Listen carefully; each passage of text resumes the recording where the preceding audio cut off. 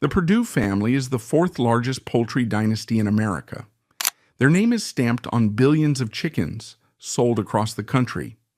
Their power was built by Arthur W. Perdue, who turned a $5 investment in a backyard egg farm in 1920 into a massive agribusiness empire. For 3 generations, the Perdues mastered the industrialization of food, growing from a small Maryland farm into a corporation with $8 billion in annual revenue. They produce over 60 million chickens every week. Their influence comes from Perdue Farms, the Perdue Foundation, and most critically, the ironclad contracts they hold over 3,500 American farmers. But that staggering success and the cheap chicken it provides was built on a brutal foundation. The family's history is not just about efficiency. It is a story of relentless, quiet control, marked by decades of allegations over animal cruelty, union busting, and the exploitation of both farmers and immigrant labor. The origins of Arthur Perdue and the rise of Frank. In 1915, Arthur W. Perdue, a respectable railway express agent on the isolated Delmarva Peninsula, made a decision his family likely viewed as madness. He quit his salaried, pensionable job to build a future in dirt and chickens. Arthur W. Perdue, born in 1885, was the product of a specific severe culture. His ancestors were French Huguenots who had fled religious persecution in the 1600s, settling in the flat, wooded marshlands of Maryland's eastern shore. His immediate family, Levin and Martha Perdue, were strict Methodists. They raised their children on a diet of hard work, financial frugality, and a deep, abiding suspicion of debt. This culture of quiet power and relentless thrift was not a business strategy. It was a moral code. It was the only way of life they knew. In the early 1900s, Arthur Perdue had made it by the standards of Wicomico County. He had secured his prized position as a railway express agent in the town of Salisbury. This was a job of immense local importance. In an era before national highways and mass trucking, the railroad was the artery of commerce.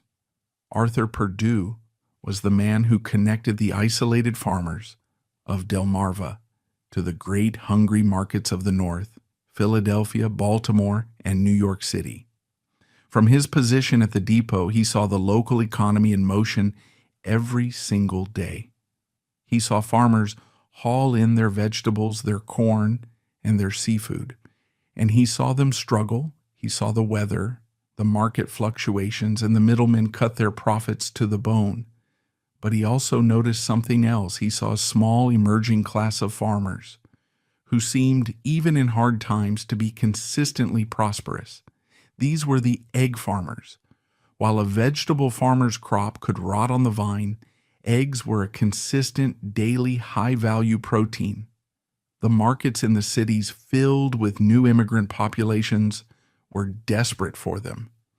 Perdue watched these egg farmers ship crate after crate, and he saw their steady, reliable income. He was, by all accounts, a quiet, methodical man. He was not a gambler, but he was a calculator, and he calculated that his future was not on the railroad, but in those chicken coops. In 1915, he acted on his decision. He left his salaried job.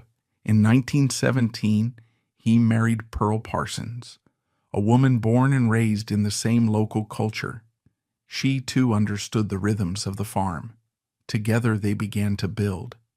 In 1920, the same year their only child, Frank Perdue, was born, Arthur W. Perdue made his first official investment. He took $5, a significant sum for a man of his frugal means, and purchased 50 laying hens. The Perdue farm was, at this stage, nothing more than a backyard operation. Arthur Perdue built the coops himself, using the cheap, plentiful pine that covered the peninsula. Pearl Perdue, with a newborn son, tended the flock. Arthur, still working the railroad to pay the bills, would handle the breeding and the finances.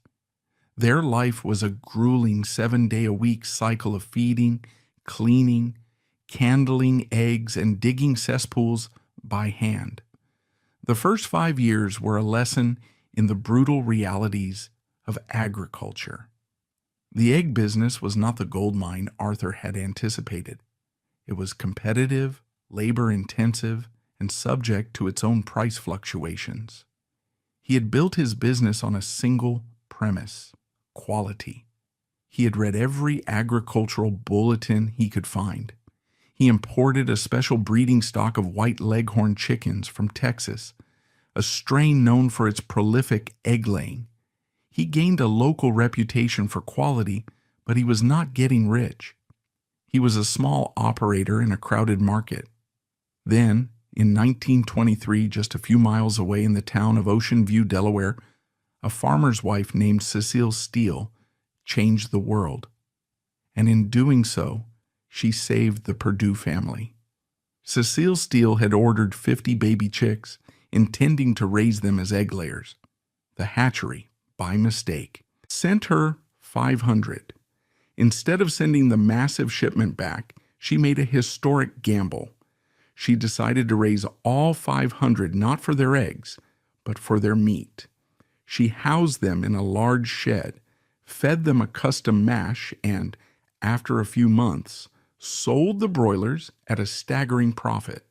The broiler industry, the mass production of chickens exclusively for meat, was born on the Delmarva Peninsula. Word spread like fire. The Delmarva soil was too sandy for most cash crops, but it was perfect for raising chickens. The pine forest provided cheap lumber for the massive broiler houses that began to spring up. The existing network of hatcheries and feed suppliers, which Arthur Perdue was a part of, was already in place. And most importantly, as Arthur knew from his railroad days, the peninsula was a 2-day truck ride from New York City, the largest meat market in the world. Arthur Perdue watched this revolution with the same methodical calculation he had used at the train depot. He saw that the egg market was saturated, but this new explosive broiler industry needed one thing to survive: a constant, reliable supply of baby chicks. In 1925, Arthur Perdue made his first great business pivot. He abandoned the table egg business. He sold off his layers and transformed his entire operation into a hatchery. He would use his passion for quality and his superior leghorn breeding stock to sell chicks to the new broiler farmers. This decision was a masterstroke. He was no longer a simple farmer, subject to the whims of the seasons. He was a supplier, a vital cog in a new industrial machine. His reputation for quality, which had been a mere marketing point in the egg business, now became his greatest asset. Farmers believed Perdue chicks were stronger, healthier, and had a lower mortality rate. This new model, selling high-quality broiler chicks, was the business that carried the Perdue family into the greatest economic crisis in modern history, the Great Depression. When the stock market crashed in 1929, the entire American agricultural system imploded. Prices for cash crops like corn and wheat collapsed to virtually nothing. Farmers across the Midwest, buried in debt from new tractors and over-mortgaged land, were wiped out. They were left to burn their own corn for fuel because it was cheaper than coal. The countryside, as one historian noted, smelled like popcorn. The Delmarva Peninsula was not immune. Broiler prices, which had been as high as 60 cents a pound in the 1920s, crashed to less than 20 cents. Farmers who had taken on debt to build their new broiler houses were ruined, but the Perdue operation survived. It survived for one simple reason. Arthur Perdue hated debt. His son Frank would later describe him as a checkbook balance man. Arthur Perdue, haunted by his Methodist upbringing, refused to borrow money for expansion. Ever. If he had money in the bank, he was secure, even if the business was losing. If he owed money to a bank, He was in a state of mortal sin, even if the business was making $1 million a week. This philosophy, which had kept his company tiny during the boom years of the 1920s, made it indestructible during the bust. While his competitors, who had taken out massive loans to expand their hatcheries, were being foreclosed on, Arthur Perdue's small, debt-free operation chugged along. His reputation for quality chicks became even more critical. In an era of rampant poultry diseases, like the dreaded range paralysis, farmers could not afford to lose their flocks. They were willing to pay a slight premium for Perdue chicks, which they believed were more likely to survive to market weight. It was in this crucible of economic depression that the second-generation leader Frank Perdue was forged. Frank, born in 1920, was 10 years old when the Depression was at its worst. His childhood was not one of privilege. It was one of relentless, 7-day-a-week farm labor. From the moment he could walk, he was cleaning coops, candling eggs, and digging cesspools alongside his father. But Frank was not just a laborer. He was a student of his father's new business. His father, in an act of profound practical education, gave his 10-year-old son a flock of his own. These were the culls, the reject hens, the ones deemed not good enough for the breeding stock. His father told him that any money he could make from these rejects he could keep. This was Frank's first business. He tended his small flock of culls with the same obsessive care his father tended the main flock. He fed them, cared for them, and sold their eggs, and he made money. In the depths of the Great Depression, Frank Perdue was earning $10 to $20 a month in personal pocket money. It was an astonishing sum at a time when grown men were standing in bread lines. This experience taught Frank Perdue a lesson that would one day make him a billionaire. It was a different lesson from the one his father had learned. His father had learned quality and caution. Frank learned efficiency and value extraction. He learned that even waste could be turned into profit if managed with relentless, obsessive focus. Frank Perdue was a brilliant, if average student. He loved baseball, but his future was preordained. In 1937, he enrolled at Salisbury State College, but his heart wasn't in it. He was a chicken man. After 2 years, in 1939, he dropped out to rejoin the family business full-time. The company Frank rejoined was still small, but it was healthy. And Frank, now an adult, brought a new, restless energy. He had learned his father's lesson of quality, but he was not satisfied. He looked at their business model, selling chicks to farmers, and saw the same flaw his father had seen in the egg market. They were still just suppliers. The real money, Frank argued, was being made by the people buying the grown chickens from the farmers. This was the territory of the great meat-packing giants, companies like Armour and Swift. These processors would buy mature broilers from the farmers, slaughter them, and ship them to the cities. They controlled the final price. Frank pushed his cautious father to pivot again. They would not just sell chicks. They would use their own superior chicks to raise their own broilers, and then sell those full-grown birds directly to the processors. This was the company's second major pivot, moving them from a hatchery to a grower. In 1944, the company's name officially changed, a symbolic reflection of this new partnership. It was no longer just A.W. Perdue. It was now A.W. Perdue and Son. The new model was a success. Their reputation for quality followed them. The processors in the cities who were supplying the massive protein-hungry war effort of World War II came to prefer Perdue-grown broilers. The company was growing, but Frank was still not satisfied. He looked at the checks coming in from Swift and Armour and felt the old frustration. They were still middlemen. They were still at the mercy of the processors, who could and did squeeze them on price. Frank began to dream of the final step. Why were they selling their superior chickens to another company only to let that company put its name on the final product?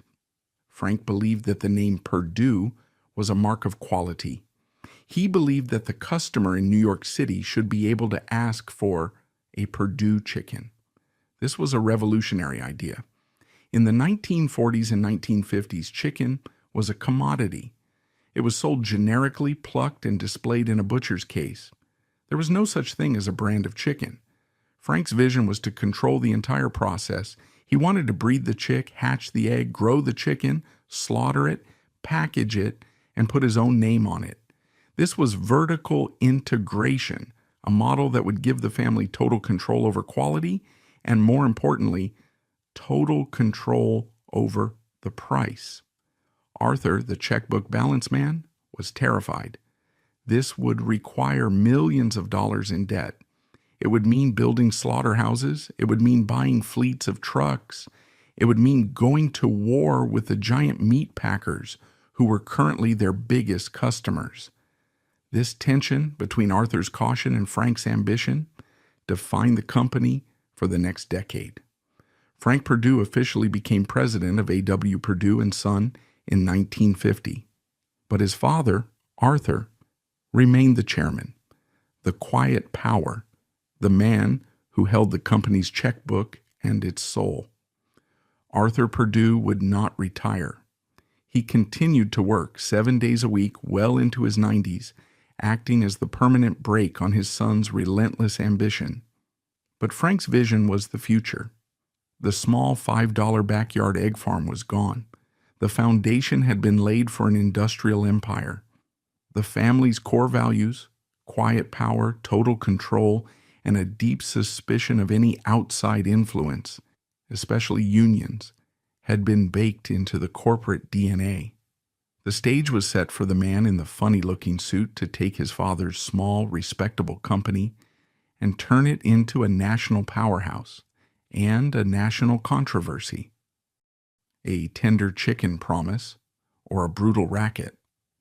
The rise of the Perdue Empire, from a respected regional farm into a national protein conglomerate, is the story of one man, Frank Perdue. He was the second generation, the son who inherited the caution and quality obsession of his father, Arthur, and fused it with a relentless, almost brutal ambition that his father had never possessed. The tension between these two men defined the company for decades. Arthur, the checkbook balance man, was terrified of debt. Frank was terrified of being a small-time supplier. He didn't want to just sell to the meat packers. He wanted to become the meat packer. This ideological war came to a head in the 1950s. Frank had officially taken over as president of A.W. Perdue and Son in 1950. But Arthur, then 65, refused to retire. He remained chairman of the board and held the company's finances in a vice. Frank, chafing under this control, saw the future. He saw that the real money was not in growing chickens, but in processing them. The great meat packers like Swift and Armour, who were the Perdue's biggest customers, were the ones making the real profit. They would buy Perdue's high-quality live birds, slaughter them, and then sell them under the generic Swift or Armour brand. Frank, who believed his chickens were genetically superior, saw this as theft. His quality was being stolen and rebranded by a middleman. He proposed a radical, terrifying idea: vertical integration. He wanted Perdue to build its own processing plant, its own slaughterhouse. This would be the final, ultimate pivot. Perdue would control everything: the breeding, the hatching, the growing, the processing, and the marketing. It was a vision of total control. To Arthur Perdue, this was madness. It was not just a new business. It was a declaration of war on their own customers. And worse, it would require debt, millions of dollars in debt. It violated every principle Arthur had used to survive the Great Depression. The two men fought bitterly over the decision for years. Frank, in his typical style, was relentless. He pushed and pushed, arguing that caution in this new post-war economy was just a slower form of bankruptcy. Frank finally won. He secured the financing, a move that his father likely viewed as a moral failure. He built the first Perdue processing plant in his hometown of Salisbury, Maryland. This single debt-fueled decision was the true birth of the modern Perdue farms. It was the moment the company passed from Arthur's generation of caution to Frank's generation of conquest. But it created an immediate massive problem. Owning a processing plant is like owning a blast furnace. It is a monster that must be fed. A slaughter line, to be profitable, cannot be run at half speed. It demands a constant, predictable, and massive supply of full-grown chickens, delivered to its door every single day. The Perdue family farm, even as large as it had become, could not possibly supply this monster. This is where Frank Perdue's true genius and the central controversy of his legacy was born. He needed a cheap, flexible, and massive army of growers, and he found one in the struggling independent farmers of the Delmarva Peninsula. This was the birth of the contract farming model. It was a brilliantly simple and brutally effective system. Perdue would not buy the farms. That would mean taking on land, labor, and debt. Instead, Frank Perdue approached the farmers of Maryland and Delaware with a proposition. He told them, "You, the farmer, will take out the loan to build the massive modern chicken houses. You will provide the land, the labor, the water, and the electricity. You will assume 100% of the financial risk. I, Perdue, will provide you with two things: the baby chicks, which I own, and the feed, which I also own. At the end of 8 weeks, I will return, collect my chickens, and pay you for your service, if the chickens meet my standards." This system was an economic masterpiece for Perdue. It offloaded all the capital risk onto the backs of the farmers, transforming them from independent businessmen into indentured sharecroppers. The farmer was no longer a farmer. He was a grower, a contractor, a low-wage manager on his own land. And to ensure total control, Frank Perdue implemented the tournament system.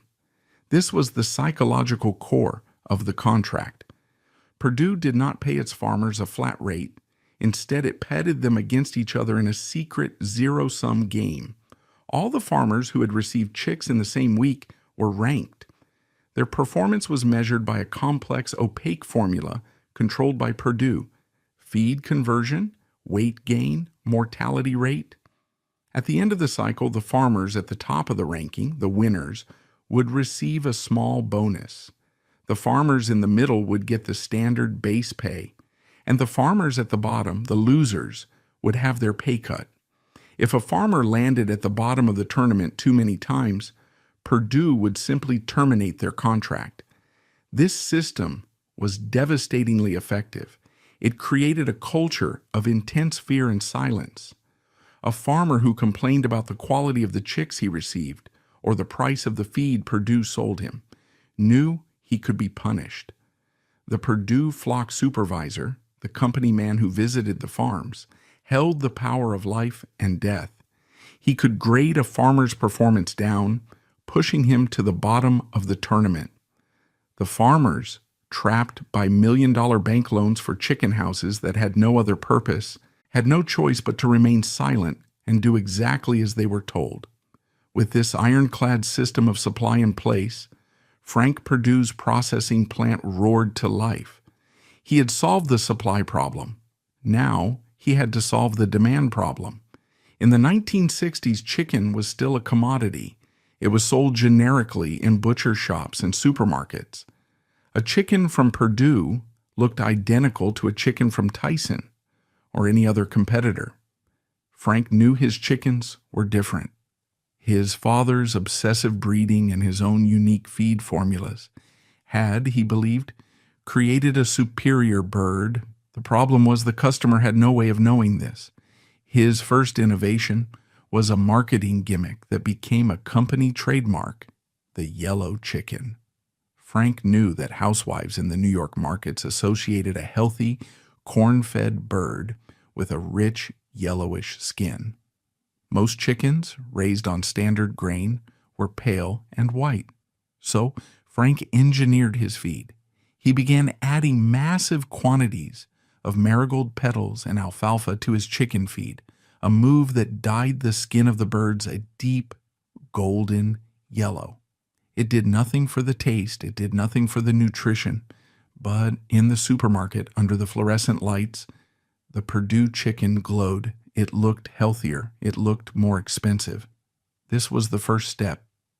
The second came in 1968. Frank decided to do what no other chicken processor had dared.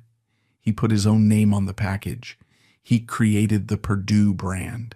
From now on, his chickens would be sold in their own branded bags with a tag on the wing. He was making a personal promise of quality. This created the third and most important problem: how to tell the world. In 1971, Frank Perdue hired the hotshot New York advertising agency Scully McCabe Slovis. The ad men were tasked with a simple goal: sell this yellow chicken brand. The agency executives, according to industry legend, came to a startling conclusion. The product itself was good, but the real brand, the most compelling asset the company had, was Frank Perdue himself. Frank was, by all accounts, the opposite of a polished corporate spokesman. He was balding, gangly, and had a high, nasal, abrasive voice. He looked, as one of his own ad men reportedly said, like a chicken. He was awkward, intense, and deeply transparently obsessive. And the agency saw gold. They realized that in an age of faceless, untrustworthy corporations, putting this funny-looking man on television to personally guarantee his product would be an act of disruptive genius. Frank Perdue hated the idea. He was part of a family that valued quiet power and invisibility. But he was, above all, a businessman. He reluctantly agreed. The resulting television campaign changed the history of food marketing. Frank Perdue, looking uncomfortable in his suit, stood in front of the camera and in his reedy voice made his case. The commercials were unscripted and confrontational. He would hold up a competitor's chicken and point out its flaws. This chicken has a broken wing, ours don't. He would tear a package open. This chicken has too much fat, mine don't. And then he delivered the slogan that would become an American icon: "It takes a tough man to make a tender chicken." This line was a masterpiece of psychological branding. It perfectly captured Frank's entire persona. It implied that he was a relentless, obsessive perfectionist. It suggested that his toughness was a shield, protecting the customer from the low-quality generic birds sold by his competitors. It was a personal promise from one tough man to the American family. The campaign was an immediate, explosive success. The company, which had been a regional supplier, went national. Frank Perdue became one of the most recognizable businessmen in America, a folk hero. The company's growth was exponential. The 1 million birds a year operation Frank had inherited in 1950 exploded into a 200 million birds a year empire by the 1970s. Frank poured money back into the advertising that had made him famous, spending over $50 million on the campaign in the 1980s alone. But the tough man slogan had a dark double meaning. The same toughness that consumers loved was the same toughness his farmers, and increasingly his factory workers, had come to fear. To feed the new national demand, Frank Perdue had to expand, and he made a critical strategic decision. He would expand south. He pushed out of the Delmarva Peninsula and built massive new processing complexes in states like North Carolina and Georgia. This decision was not based on weather. It was based on law. These were right-to-work states. Right to work is a legal framework that is the cornerstone of anti-union strategy. It makes it illegal for a company and a union to require that all workers pay union dues. This, in effect, starves unions of their funding, crippling their ability to organize, to bargain collectively, and to strike. For Frank Perdue, a man who had inherited his father's deep suspicion of any outside influence, these states were a paradise. This southern expansion allowed Perdue to tap into a new, cheaper labor force. As the 1980s and 1990s progressed, this workforce became increasingly composed of immigrant labor, particularly from Mexico and Haiti. These workers were often undocumented, spoke little English, and were terrified of being deported. They were the perfect workforce for a tough boss. They were cheap, they were replaceable, and they were too frightened to complain about low wages or dangerous conditions. This new labor strategy allowed Perdue to keep its wages 15 to 20% lower than its unionized competitors in the North, giving it a massive advantage in the cheap chicken wars. This was Frank's empire, a marketing-fueled demand from the cities, supplied by a debt-ridden army of contract farmers, and processed by a low-wage, non-unionized immigrant workforce in the South. In 1991, Frank Perdue stepped down, passing the company to his son, Jim Perdue. Jim was the third generation, and he was nothing like his father or grandfather. Arthur was the frugal farmer. Frank was the tough industrialist. Jim was a suburban academic. He had a PhD in marine biology. He was quiet, polished, and looked, as one reporter noted, more like a college professor than a chicken baron. Jim Perdue inherited a company that was facing a new crisis. The tough man era was ending. The market was changing. Consumers in the 1990s and 2000s were no longer just focused on price and a yellow skin. They were beginning to ask the very questions Frank's marketing had been designed to obscure. What is in that feed? Why is this chicken so cheap? A new wave of public awareness about industrial farming, animal welfare, and, most critically, antibiotics was beginning to build. Scientists and public health officials were sounding the alarm. The routine, sub-therapeutic use of antibiotics in chicken feed, a practice Perdue and all its competitors used to promote faster growth and prevent disease in their overcrowded barns, was creating antibiotic-resistant superbugs that threatened human health.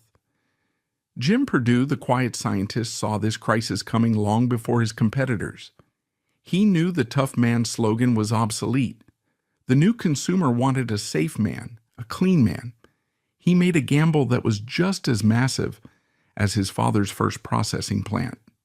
He decided to pivot the entire Perdue supply chain toward eliminating antibiotics. It was a staggering undertaking. It meant re-engineering the entire vertical integration model. Without the crutch of antibiotics, Perdue had to find new ways to keep its chickens alive. It meant redesigning the barns, changing the feed again, and investing millions in new ventilation and hygiene protocols. It was slow, expensive, and wildly risky. In 2014, Perdue Farms became the first major poultry company to announce that the vast majority of its products were no antibiotics ever. It was a marketing masterstroke. Jim Perdue had successfully navigated the greatest market shift in his industry's history. He had repositioned the Perdue brand for the 21st century, flanking his competitors, Tyson and Pilgrim's Pride, and capturing the massive high-margin, organic and all-natural market. The company's revenue soared, solidifying its place as an $8 billion a year giant. But behind this clean, naive facade, the old, tough machinery was still running. While Jim Perdue was promoting his clean chicken, his company was, according to the Department of Justice, colluding with the very competitors he was supposedly fighting. In the 2010s, a series of massive antitrust lawsuits were filed against the entire poultry industry, naming Perdue, Tyson, Pilgrim's Pride, and others. The allegations were damning. These companies, which presented themselves as fierce rivals, were allegedly operating as a classic oligopoly, a big chicken cartel. The lawsuits accused them of conspiring for years to fix, raise, and stabilize the price of broiler chickens. They were also accused of illegally sharing detailed wage and compensation data with each other, a tactic designed to keep factory worker wages artificially low across the entire industry. Perdue's quiet power manifested in other ways. While they competed with giants like Cargill, they also allied with them. In the 2000s, Perdue and Cargill formed a joint venture, a supply chain alliance, to purchase supplies together, a move that gave them even more power to squeeze smaller vendors.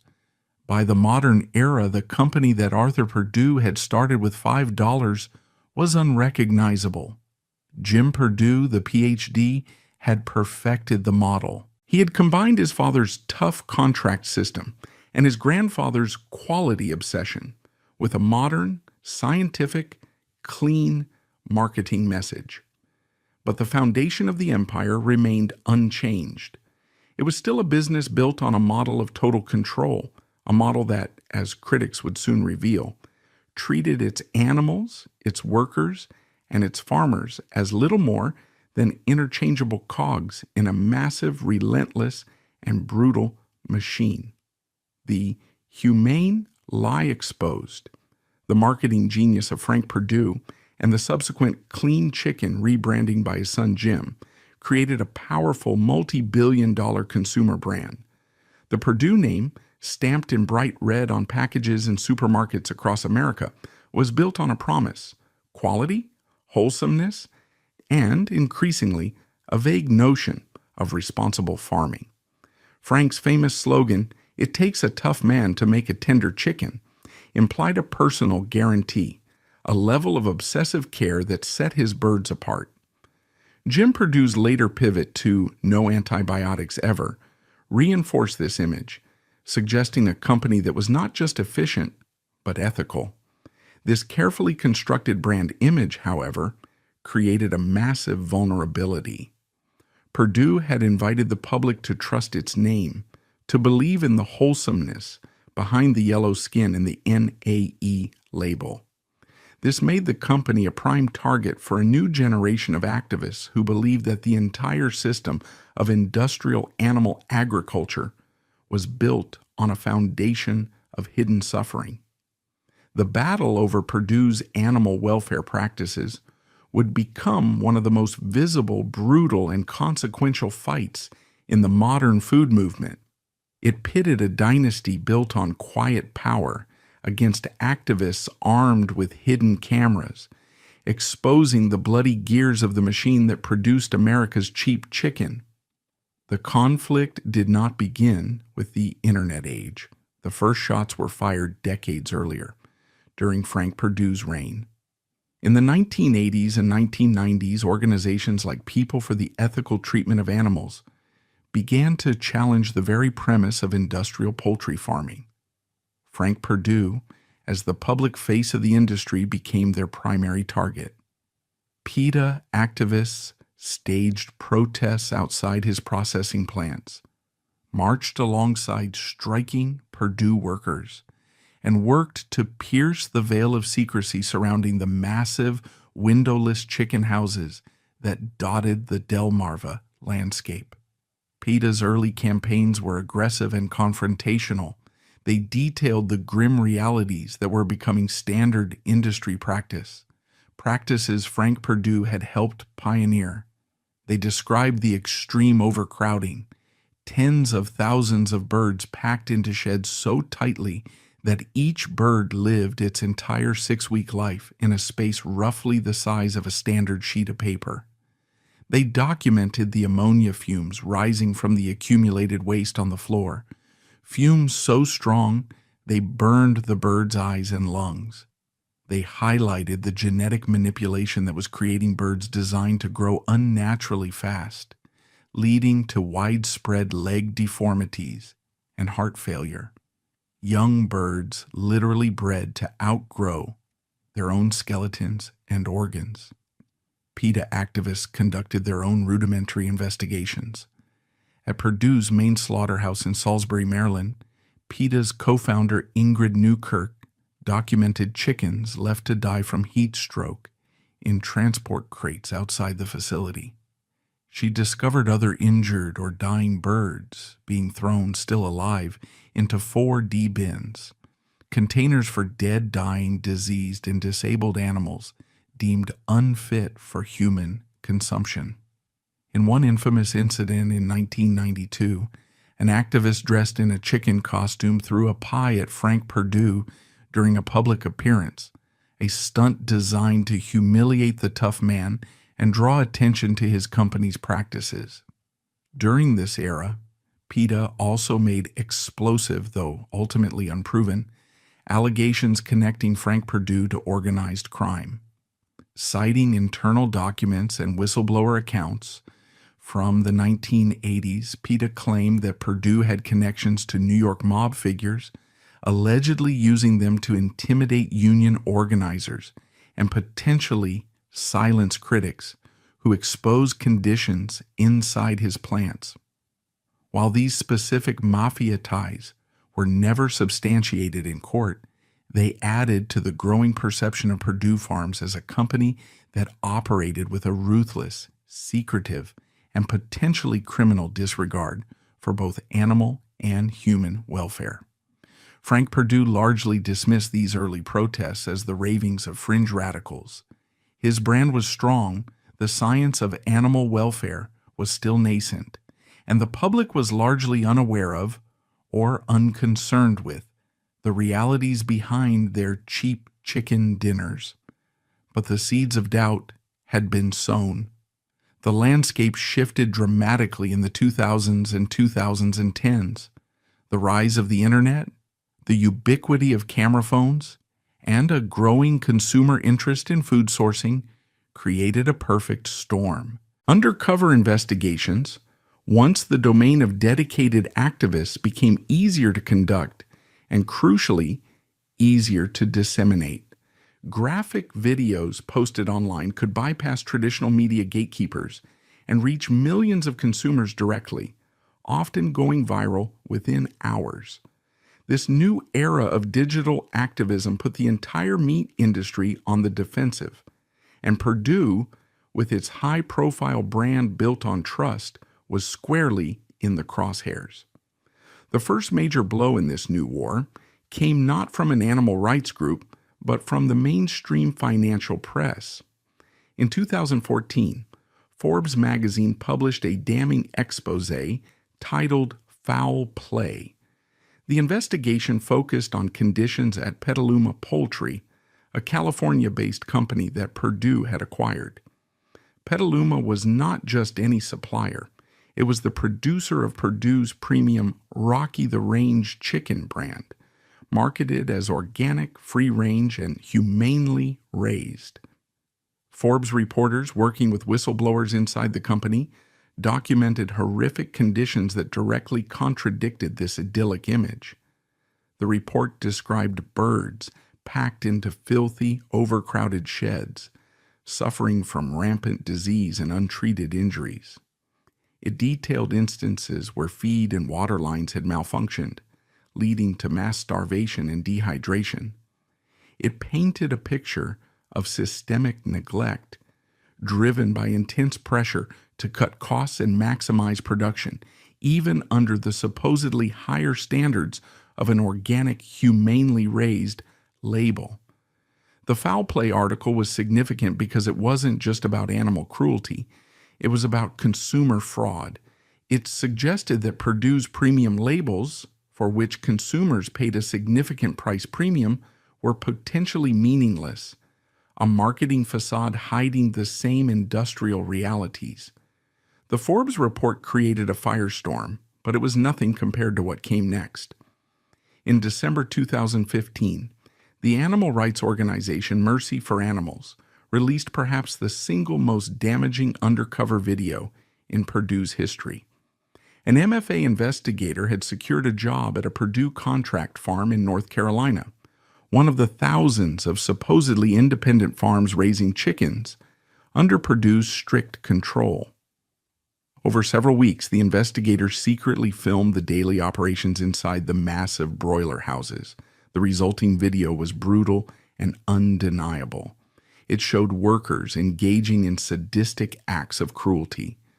Chickens were shown being kicked like footballs, thrown against walls, and stomped on with violent force. Birds with gruesome, open wounds or mangled legs were shown being left to suffer and die slowly amidst the flock, without any veterinary care. The footage captured workers carelessly grabbing birds by their legs or wings and slamming them into transport crates. In one particularly disturbing sequence, a worker was shown violently swinging a sick bird around by its head in a crude attempt to break its neck, leaving the animal convulsing on the floor. The MFA video was expertly produced and disseminated. It went viral almost instantly, racking up millions of views on social media and generating headlines across national news outlets. The graphic images were inescapable. This was not just neglect, it was active, malicious abuse happening under the Perdue system. The legal fallout was immediate. The workers caught on camera were fired. One supervisor was arrested and charged with multiple counts of felony animal cruelty under North Carolina law. Perdue was fined $10,000 for the violations, but the damage to the brand was far greater. The MFA video struck at the very heart of the Perdue promise. This abuse was not happening at some rogue, distant supplier. It was happening on a farm raising chickens directly for Perdue, under the supervision of Perdue's own flock advisors. It exposed the lie behind the carefully crafted image. Simultaneously, another legal and ethical assault was launched, this one targeting Perdue's marketing itself. In 2010, and again with renewed force after the MFA video, the Animal Welfare Institute filed formal complaints challenging Perdue's use of the labels humanely raised and raised cage-free on its packaging. A WI's argument was devastatingly simple. The term humanely raised, AWI asserted, was fundamentally misleading. Perdue was using standards developed by the National Chicken Council, the industry's own trade group. These standards, AWI pointed out, allowed for practices that the average consumer would find anything but humane. Under NCC guidelines, birds could be confined for their entire lives in windowless sheds with less than 1 square foot of space per bird. They required no access to fresh air, sunlight, or any environmental enrichment. These were, in essence, the standard abysmal conditions of factory farming, rebranded as humane. AWI cited national polls showing that the vast majority of consumers believed humanely raised meant significantly higher standards, including access to the outdoors. The raised cage-free label was even more deceptive. AWWI argued, broiler chickens raised for meat are never raised in cages, industry-wide. Cages are used for egg-laying hens, not meat birds. Perdue's use of the raised cage-free label, AWI contended, served no purpose other than to cynically capitalize on consumer confusion, making shoppers think they were getting a special benefit when they were simply getting the industry standard. It was, AWI President Kathy List stated, an attempt to exploit the average consumer's unfamiliarity with modern animal husbandry. This two-pronged assault, the MFA video exposing brutal abuse and the AWI complaint exposing deceptive marketing, created an existential crisis for the Perdue brand.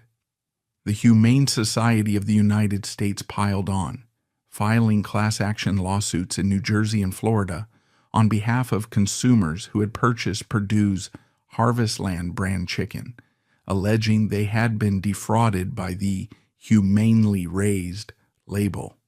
Perdue, under the leadership of Jim Perdue, initially reacted defensively. The company condemned the abuse shown in the MFA video, fired the workers involved, and stated that the incident was an aberration, not representative of their standards.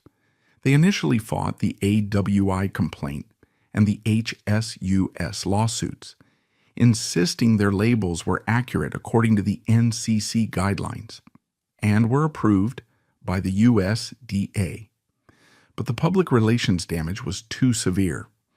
Sales reportedly dropped by 5% in the immediate aftermath of the MFA video. The carefully cultivated image of trust was shattering. Jim Perdue, the scientist, realized that denial was not a sustainable strategy. He needed to change the narrative. What followed was a massive, expensive, and sophisticated public relations counter-offensive, a strategy reminiscent of the one Ivy Lee had deployed for John D. Rockefeller Jr. after the Ludlow massacre. Perdue did not just issue press releases. They attempted to co-opt the language and the concerns of their critics. In 2016, Jim Perdue announced the Perdue Commitments to Animal Care. This was a highly publicized four-part plan designed to position Perdue not just as compliant, but as a leader in animal welfare. The plan was based on the internationally recognized 5 freedoms of animal welfare. The commitments included specific, measurable goals. Perdue pledged to retrofit hundreds of existing chicken houses with windows to provide natural light. They promised to test enrichments like perches and bales of hay to encourage more natural behaviors. They committed to studying the effects of slower-growing chicken breeds, implicitly acknowledging the welfare problems caused by the rapid growth genetics. Crucially, they promised to improve their relationship with their contract farmers, creating more open dialogue and potentially changing the punitive tournament system. The most radical part of the plan was the commitment to openness, transparency, and trust. Perdue announced it would actively engage with animal welfare groups, including its harshest critics. It established an animal care council comprised of outside experts and advocates. And in a move that stunned the industry, Perdue began offering public tours of its chicken farms and even its slaughterhouse. This was the opposite of the industry's traditional secrecy. It was a bold gamble. Show the public everything and hope that transparency would rebuild trust. Perdue even made overtures to the group that had wounded them most deeply. In a remarkable turn, Perdue executives initiated conversations with Mercy for Animals. As Mark McKay, a Perdue president, and Leah Garces, the president of MFA, would later co-write in a Food Dive article, the initial contact was tense. But Perdue thanked MFA for exposing the abuse, admitted it violated their standards, and invited them into a dialogue about improving conditions. This unprecedented collaboration between a corporate giant and an activist group seemed to signal a genuine shift. But the truce was fragile, and many activists remained deeply skeptical. Groups like Direct Action Everywhere, known for more confrontational tactics, viewed Perdue's transparency initiative as a sophisticated PR stunt. They saw the open farms as carefully curated Potemkin villages designed to distract from the ongoing suffering in the thousands of other facilities that remained hidden. DXE continued its own investigations and protests. Their activists began staging disruptive in-store protests at supermarkets selling Perdue products, chanting slogans, holding graphic signs, and sometimes splattering fake blood in the meat aisles. They also continued the high-risk practice of open rescue, entering Perdue facilities at night to document conditions and remove sick or injured birds, actions they claimed were justified under animal cruelty laws and the legal doctrine of necessity. This led to inevitable clashes and legal battles. Perdue, like much of the agricultural industry, supported ag-gag laws designed to criminalize undercover filming on farms. They pursued trespass and theft charges against DXE activists. In a high-profile case stemming from rescues at Perdue's Petaluma poultry subsidiary in California, DXE investigator Zoe Rosenberg faced multiple felony charges. While she was ultimately acquitted of the most serious charges in a high-profile 2024 trial, the case highlighted the intense legal battles over documenting farm conditions. DXE argued Rosenberg was a whistleblower exposing criminal cruelty. Perdue and the Sonoma County District Attorney argued she was a criminal who had violated biosecurity protocols and stolen property. The legal fight highlighted the unresolved tension. Was documenting suffering a protected act of whistleblowing or a dangerous criminal trespass? Beyond the dramatic videos and protests, a deeper, more insidious form of suffering remained inherent in Perdue's business model. The very genetics of the modern broiler chicken, breeds Perdue had helped pioneer, were a source of constant systemic welfare problems. These birds were engineered to grow from chick to slaughter weight in just 6 weeks, a rate 4 times faster than chickens in the 1950s. This rapid growth, while economically efficient, came at a terrible physiological cost. Veterinarians and poultry scientists documented widespread health issues directly linked to this accelerated growth. Birds frequently suffered from leg deformities, their immature skeletons unable to support their rapidly expanding muscle mass. Many became crippled, unable to walk to reach food or water. Heart attacks and ascites were common causes of death, even in young birds. In recent years, new muscle myopathies emerged, conditions directly linked to the industry's obsession with maximizing breast meat yield. Woody breast syndrome caused the breast muscle to become abnormally hard and fibrous. White striping created visible white lines of fat and collagen within the muscle. Spaghetti meat resulted in muscle tissue that was soft and tore apart easily. While these conditions primarily affected meat quality, leading to economic losses for Perdue, they were also indicators of profound metabolic stress and muscle damage in the living birds. This was not abuse inflicted by rogue workers. This was suffering engineered into the bird's very DNA by the demands of the market. The fight over Perdue's animal welfare record continues. While the company has undeniably made significant changes to its policies and marketing since the crises of 2014 to 2015, major animal welfare organizations remain critical. Reports from groups like the Humane Society of the United States still rank Perdue below smaller, more progressive companies on animal welfare metrics. The activists argue that while windows in barns and a few enrichments are welcome, they do not fundamentally alter the realities of industrial confinement, rapid growth genetics, or the brutality of the slaughter process. The 5% sales drop Perdue experienced after the MFA video demonstrated that consumers do care about animal welfare, at least when confronted with graphic evidence. Jim Perdue's subsequent reforms were a tacit admission that the tough man era was over, and that brand trust in the 21st century required at least the appearance of ethical treatment. But the core conflict remains unresolved. The relentless market demand for cheap chicken, a demand Perdue itself helped create, continues to exert immense pressure on the system. Whether genuine welfare improvements can coexist with the brutal efficiencies of industrial poultry production remains the central unanswered question in the Perdue saga. Amputations, fear, and child labor in the slaughterhouse. The brutal efficiency of the Perdue poultry machine, which transformed living birds into shrink-wrapped packages with blinding speed, exacted a heavy toll not just on the animals, but on the human beings who operated the lines. While Frank Perdue's folksy television persona promised tenderness, and Jim Perdue's marketing touted wholesomeness, the reality inside the company's vast processing plants was, according to numerous investigations, lawsuits, and worker testimonies, a story of relentless pressure, crippling injuries, low wages, and the systemic exploitation of a vulnerable immigrant workforce.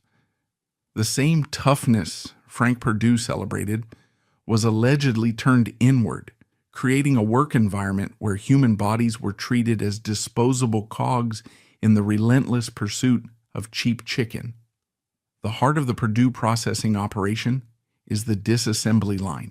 It's a system perfected over decades, designed to move tens of thousands of chicken carcasses through a series of cutting, deboning, and packaging stations at maximum velocity.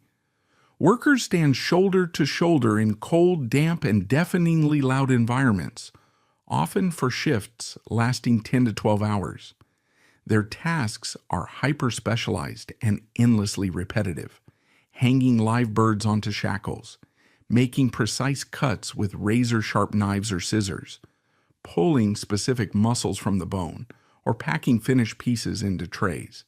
Each worker might make the exact same motion, a twist of the wrist, a pull with the fingers, a slice with a blade, tens of thousands of times per shift. This extreme repetition, performed at speeds dictated by the ever-accelerating line, is the primary source of the crippling injuries that plague the poultry workforce. Musculoskeletal disorders are rampant. Workers develop agonizing conditions like carpal tunnel syndrome, where the median nerve in the wrist becomes compressed, causing numbness, tingling, and debilitating pain in the hands and arms. Tendinitis, the inflammation of tendons from overuse, is common in shoulders, elbows, and wrists. Back injuries from repetitive lifting or standing in awkward positions for hours on end are endemic. These are not minor aches and pains. They are often career-ending, life-altering injuries. Workers described losing strength in their hands, being unable to grip objects, open jars, or even hold their own children. The pain could become chronic, radiating up their arms and into their necks, making sleep impossible. Yet reporting these injuries was, according to numerous accounts, actively discouraged. The workforce inside Perdue's plants, particularly in the southern expansion facilities built from the 1980s onward, became overwhelmingly composed of immigrant labor.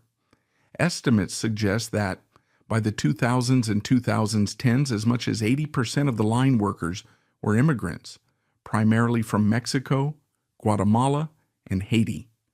Many were undocumented or held precarious visa statuses. They often spoke little or no English. This demographic reality created a perfect storm for exploitation. These workers were often deeply dependent on Perdue for their livelihood. They lived in isolated rural communities, frequently housed in company-influenced trailer parks or rental properties. With few other job opportunities available, they were acutely aware that complaining about safety conditions, reporting injuries, or, most dangerously, attempting to organize could result in immediate termination and potential deportation. This created a pervasive climate of fear. Supervisors, under intense pressure to meet production quotas dictated by the relentless speed of the line, allegedly fostered this fear. Workers reported being screamed at, threatened, and disciplined for not keeping up. Bathroom breaks were strictly limited, sometimes denied altogether, leading to workers urinating on themselves on the line to avoid being fired. Requests for medical attention for injuries were allegedly often ignored, downplayed, or met with retaliation. Workers who reported injuries might find themselves assigned to even more difficult tasks, or simply terminated for being unable to perform their duties. The company's official safety protocols were often undermined by the reality on the floor. While Perdue provided safety gear and conducted training, the sheer speed of the line made accidents almost inevitable. knives slipped. Workers became entangled in machinery. Floors, slick with water, fat, and blood, were treacherous. The most horrific injuries involved the processing machinery itself. The lines were a complex web of conveyor belts, high-speed saws, deboning machines, and packaging equipment. Amputations were shockingly common. Reports documented an average of 10 amputations per year across Perdue's facilities. Workers lost fingers, hands, and sometimes entire arms, caught in unguarded machinery or during frantic attempts to clear jams without stopping the line, an action supervisors allegedly discouraged due to the impact on production quotas. A particularly harrowing account emerged from a 2017 New Yorker investigation by Yale Press, detailing life inside a Perdue plant in Accomack, Virginia. Workers described the constant threat of injury. One recounted seeing a co-worker's arm pulled into a machine, mangled beyond recognition. Another described the pervasive numbness in her hands from carpal tunnel, a condition so common it was almost considered part of the job. The article highlighted the company's alleged practice of cycling through workers, hiring them, working them until they broke down with injuries, and then replacing them with fresh recruits from the same vulnerable immigrant pool. Wages remained stubbornly low, hovering just above the minimum wage for decades. While Frank Perdue became a multimillionaire and the family amassed billions, the line workers who produced that wealth often lived in poverty. In recent years, typical wages have hovered just above minimum wage, often reported around $12 to $14 an hour. This was often not enough to support a family, forcing workers into crowded, substandard housing and reliance on public assistance programs. The low wages, combined with the dangerous conditions, created a cycle of poverty and injury that trapped many immigrant families for generations. Perdue, like its competitors Tyson and Pilgrim's Pride, faced numerous Occupational Safety and Health Administration investigations and fines over the years for safety violations. These often resulted in citations for inadequate machine guarding, lack of proper training, and failure to address ergonomic hazards. However, critics argued that the fines levied by OSHA were often minuscule compared to the company's profits, representing little more than the cost of doing business. The economic incentive, they claimed, remained squarely focused on maximizing line speed, even at the expense of worker safety. The alleged collusion between Perdue and its competitors, as detailed in the antitrust lawsuits of the 2010s, extended to labor practices. The lawsuits accused the major poultry companies of illegally sharing detailed wage and compensation data with each other through secretive third-party surveys. This practice, plaintiffs argued, allowed the companies to collectively suppress wages across the entire industry, ensuring that workers had no leverage to demand better pay even in a tight labor market. If all the major employers were implicitly agreeing not to raise wages, workers had nowhere else to go. This alleged conspiracy effectively trapped the workforce in a low-wage equilibrium, benefiting the company's bottom lines while keeping their employees in poverty.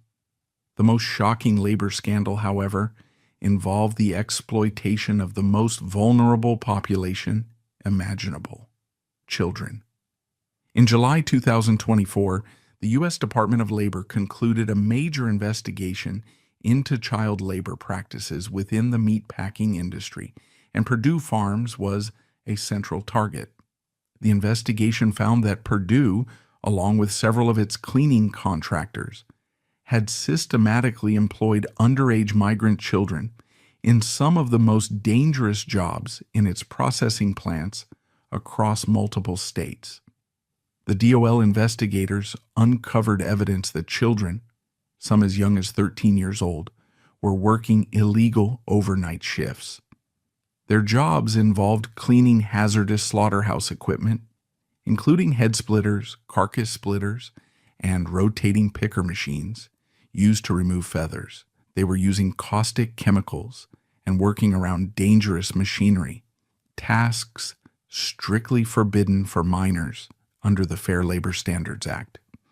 These children were part of a larger wave of unaccompanied minors who had crossed the border, often fleeing poverty and violence in Central America. They were desperate for work, spoke little English, and were often deeply indebted to sponsors or traffickers, making them exceptionally vulnerable to exploitation. Contractors, hired by Perdue to handle the overnight cleaning shifts, allegedly recruited these children, sometimes using fraudulent identification documents, and paid them minimal wages for grueling, dangerous work. The investigation, which concluded in July 2024, resulted in significant fines, part of a larger $3.8 million settlement involving multiple companies, and forced Perdue to agree to nationwide reforms and stricter oversight of its contractors. As part of a settlement agreement, Perdue pledged to implement stricter oversight of its contractors, conduct third-party audits, and establish a hotline for workers to report child labor concerns anonymously. The child labor scandal was a devastating blow to Perdue's carefully crafted image of corporate responsibility. It confirmed the critics' darkest allegations that the relentless drive for low costs had created a system where even the most basic labor laws were being violated, and where vulnerable children were being placed in mortal danger to clean the machinery that produced America's cheap chicken. The company's response followed a familiar pattern. Jim Perdue expressed shock and dismay, blamed rogue contractors, and pledged immediate reforms. But for many observers, the scandal was not an aberration.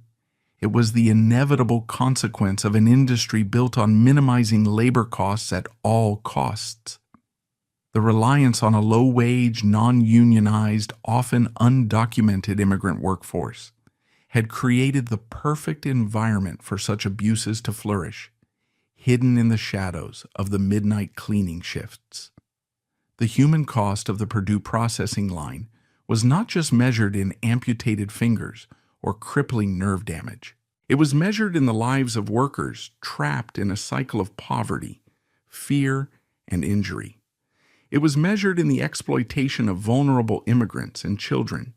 It was the hidden, human subsidy that allowed Perdue chicken to remain so cheap, the price paid by the workers, whose bodies were broken by the relentless speed of the machine Frank Perdue built. The war on unions and farmers, the brutal efficiency of the Perdue processing line, built on speed, and the exploitation of a vulnerable workforce was only one half of the company's low-cost equation. The other half, equally critical and just as ruthlessly enforced, was the systematic suppression of any organized power that might challenge the family's absolute control. This war was fought on two fronts, against the factory workers who dared to unionize, and against the supposedly independent contract farmers who raised the company's chickens. For decades, Perdue perfected a strategy of union busting and farmer control that became a model for the entire agribusiness industry, ensuring that both labor and growers remained isolated, fearful, and utterly dependent on the company's dictates. This was the hidden architecture of quiet power, a system designed to atomize dissent and guarantee the uninterrupted flow of cheap chicken. The roots of Perdue's anti-union stance run deep, back to the company's very origins. Arthur W. Perdue, the frugal founder, brought his conservative Mennonite suspicion of outside influences into the business. Unions in this worldview were not partners, they were interlopers, disruptive forces that threatened the family's direct control over its operations and, crucially, its costs. This philosophy was passed down and intensified by his son, Frank Perdue, Frank's ambition was not just to build a bigger company, but to build it on his own terms. As he began his massive expansion in the 1960s and 1970s, he made a pivotal strategic decision. He would push south. While the company's heart remained in Salisbury, Maryland, Frank targeted states like North Carolina, Virginia, Georgia, and Delaware for his new large-scale processing complexes.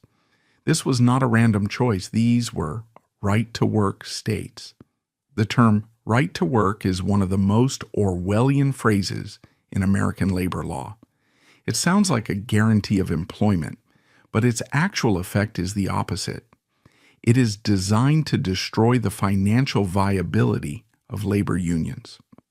Right-to-work laws, passed primarily in the historically anti-union South and West, make it illegal for a union and an employer to negotiate a contract, requiring all workers covered by that contract to pay union dues or agency fees. This creates a free rider problem. Workers can receive all the benefits of the union contract, higher wages, better benefits, grievance procedures, without paying a cent towards the cost of negotiating and enforcing that contract.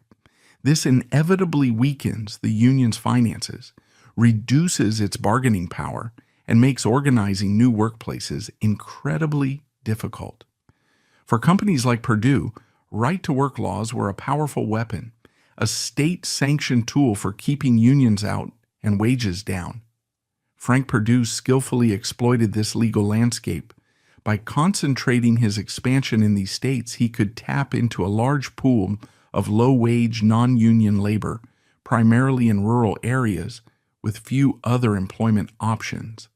This allowed him to keep his labor costs significantly lower, estimated at 15 to 20% lower than competitors operating in unionized states like Pennsylvania or New Jersey. It was a key factor in Perdue's ability to undercut competitors on price and fuel its explosive growth. But right-to-work laws were just the foundation.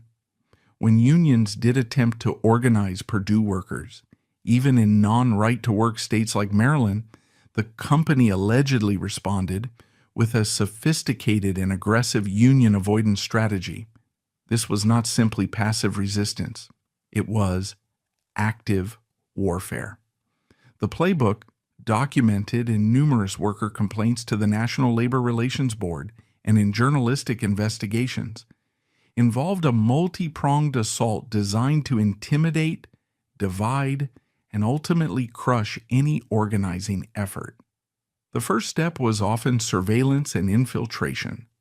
Supervisors were allegedly trained to identify pro-union workers and monitor their activities. Workers reported being questioned about their union sympathies, having their break times monitored, and seeing unfamiliar managers suddenly appear on the factory floor during organizing drives. In some cases, companies have been known to plant anti-union employees within the workforce to gather information and spread disinformation. The second and most visible tactic was the captive audience meeting. Federal labor law allows employers to hold mandatory meetings during work hours where they can present anti-union arguments. Perdue allegedly utilized these meetings relentlessly during organizing drives. Workers described being forced to sit through hours of presentations filled with dire warnings about the cost of union dues, the risk of strikes, and the supposed corruption of union leaders. These meetings often featured slick videos and presentations designed to portray the union as an outside third party that would destroy the Perdue family atmosphere. Attendance was mandatory. Dissent was not tolerated. The third weapon was the union buster, professional consultants specializing in union avoidance campaigns. Companies like Perdue reportedly spent hundreds of thousands, sometimes millions of dollars hiring these firms. These consultants often deployed teams of smooth-talking operatives who would descend on the plant during an organizing drive. Their job was to engage workers in one-on-one conversations, often using sophisticated psychological techniques to identify worker concerns and turn them against the union. They would spread rumors, exploit existing divisions within the workforce, and paint a terrifying picture of what would happen if the union won. Their presence was designed to create an atmosphere of intense pressure and surveillance. The fourth and most illegal tactic was threats and retaliation. Although the National Labor Relations Act explicitly prohibits employers from threatening, coercing, or retaliating against workers for union activity, workers frequently reported such actions during Perdue organizing drives. Supervisors allegedly threatened workers with termination, loss of benefits, or even plant closure if they voted for the union. Pro-union workers reported being disciplined for minor infractions, moved to less desirable shifts or jobs, or simply fired under flimsy pretexts. While proving illegal retaliation can be difficult, the chilling effect was undeniable. Workers saw their pro-union colleagues targeted, and the message was clear: supporting the union could cost you your job. A stark example of this alleged strategy unfolded in 2023 at the company's flagship plant in Salisbury, Maryland. The United Food and Commercial Workers Local 27 launched a major organizing drive. The company responded with what the union described as a textbook anti-union campaign. Workers filed NLRB charges alleging mandatory captive audience meetings filled with misinformation, intense surveillance by supervisors, and the hiring of expensive union-busting consultants who roamed the plant floor engaging workers. The pressure culminated in a close vote where the union was ultimately defeated. UFCW Local 27 vowed to continue the fight, but the Salisbury campaign highlighted the immense resources Perdue was willing to deploy to remain union-free, even in its home state. This relentless anti-union posture had a direct impact on the company's bottom line and the lives of its workers. It kept wages low, benefits minimal, and perhaps most importantly, it suppressed the collective voice workers needed to demand safer conditions on the processing lines. The alleged wage collusion detailed in the antitrust lawsuits of the 2010s was the logical extension of this strategy. By allegedly sharing wage data with competitors like Tyson and Pilgrim's Pride, Perdue could ensure that even if workers did leave, they would find similarly low wages elsewhere, reinforcing the company's power and keeping labor costs suppressed across the entire industry. While the war against unions was fought inside the factory walls, Perdue waged a parallel, quieter, but equally effective war against the 3,500 contract farmers who raised its chickens. These farmers were on paper independent businessmen. In reality, they were locked into a system that critics like author Christopher Leonard, in his book The Meat Racket, described as a modern form of agricultural serfdom. The core of this system was the contract itself. To become a Perdue grower, a farmer had to agree to build massive, technologically advanced chicken houses according to Perdue's exact specifications. This often required taking on staggering levels of debt, frequently exceeding $1 million, often financed through loans implicitly guaranteed by the Perdue contract. The farmer owned the debt, the land, and the buildings.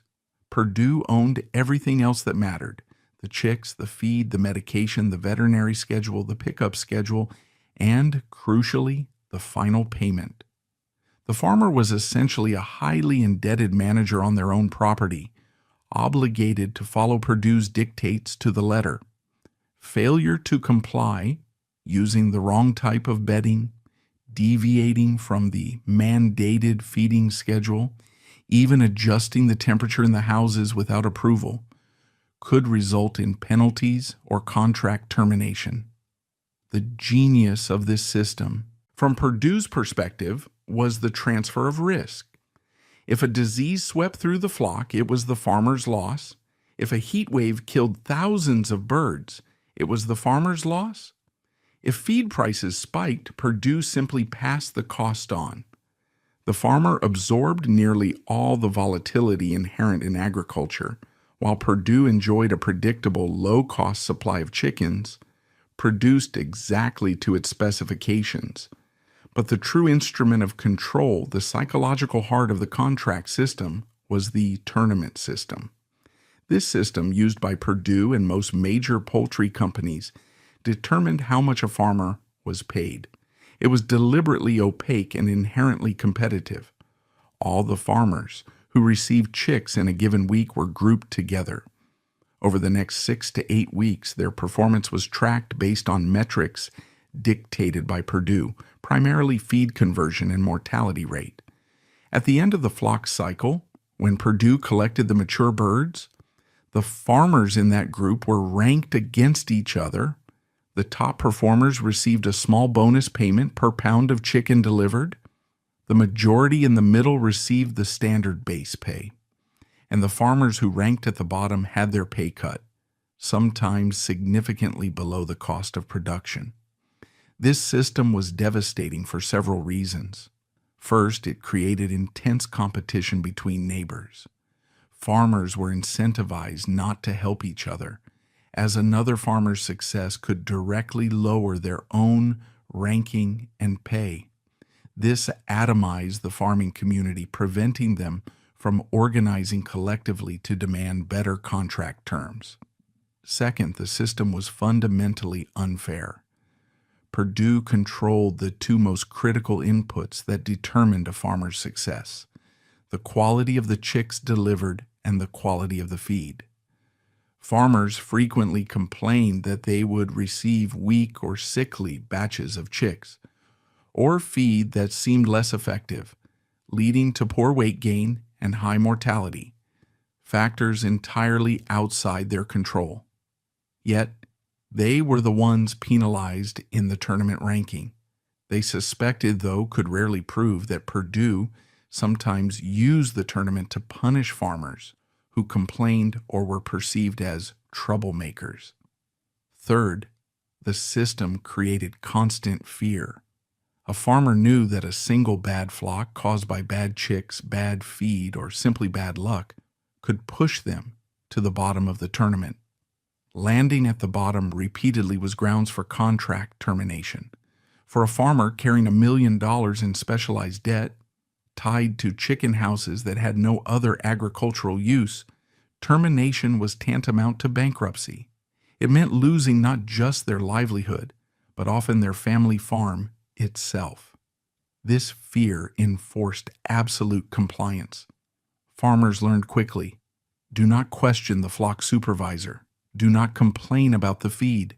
Do not speak to the press. Do not, under any circumstances, attempt to organize with other farmers. The quiet power of Perdue was maintained through the constant implicit threat of economic annihilation. Over the years, farmers did attempt to fight back, but the system was heavily stacked against them. Individual lawsuits alleging unfair contract practices, price manipulation, or retaliation were difficult and expensive to pursue. Perdue, with its army of corporate lawyers, won the vast majority of these cases. Attempts to form grower associations were often met with subtle or overt resistance from the company. In 2022, the Charlotte Observer newspaper documented a pattern of alleged retaliation. They found at least 20 cases where contract farmers across the South who had spoken out publicly about the tournament system, low pay, or environmental concerns had their contracts abruptly terminated by Perdue or other major poultry companies. The message was chillingly clear: dissent would not be tolerated. Advocacy groups like the Rural Advancement Foundation International and informal networks like Protect the Farmers emerged to support growers and lobby for contract reforms. They pushed for legislation that would increase transparency in the tournament system, provide farmers with more bargaining power, and protect them from arbitrary contract termination.